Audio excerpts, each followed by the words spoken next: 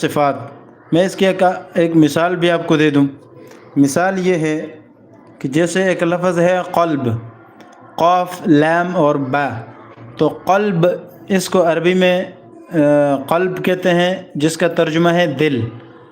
اب اسی دل، جس کو عربی میں قلب کہتے ہیں، تو اگر شروع میں ہم قاف کی جگہ پر کاف پڑھتے ہیں، یعنی موٹا قاف ہے، اس کی جگہ پر اگر ہم باریک کاف پڑھتے ہیں، تو اس سے معنی میں کتنی بڑی خرابی آتی ہے، کتنا بڑا مسئلہ بنتا ہے۔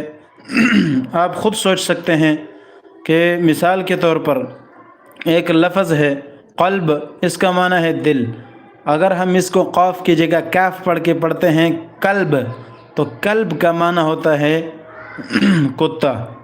تو کتنا بڑا فرق آ گیا۔ یہ فرق کیوں آتا ہے؟ یہ فرق بنیادی طور پر مخرج کے غلط طریقے سے ادا کرنے سے یہ فرق پیدا ہوتا ہے۔ کیوں؟